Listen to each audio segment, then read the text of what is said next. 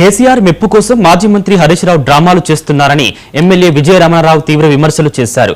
BRS హయాంలో 1,00,000 కోట్లతో చేపట్టిన కాళేశ్వరం ప్రాజెక్టు పూర్తిగా విఫలమైందని అన్నారు. కేసీఆర్ హరీష్ రావులు ఇంజనీర్లుగా మారి కట్టిన ఈ ప్రాజెక్టు కింద 3 బ్యారేజీలు కొట్టుకుపోయాయని ఎద్దేవా చేశారు. కాళేశ్వరం ద్వారా కనీసం 20 టీఎంసీల నీటిని కూడా ఎత్తిపోయలేదని విమర్శించారు. రైతుల సంక్షేమానికి తమ ప్రభుత్వం కట్టుబడి ఉందని పేర్కొంటూ రికార్డు స్థాయిలో వడ్ల కొనుగోలు, రైతు రుణమాఫీ చేపట్టామని తెలిపారు.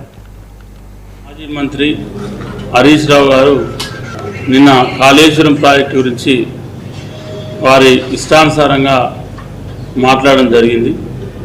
ఇవాళనే కాదు, గత సంవత్సర కాలం నుండి అంటే వారికి ఏది గుర్తొస్తే మరి అదేవిధంగా వారు మాట్లాడుకుంటూ పోతూ ఉన్నారు.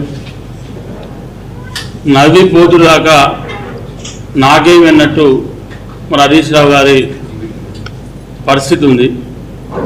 ఇవాళ మామ మెప్పు కోసము మరి ఇవాళ బామ్మది కేటీఆర్ గారు మరి వర్కింగ్ ప్రెసిడెంట్గా మాట్లాడుతూ ఉన్నాడు కాబట్టి ఆయనకు పోటీగా రోజు నేను ఏదో ఒకటి చెప్పాలి, రోజు ఏదో ఒకటి పత్రికలలో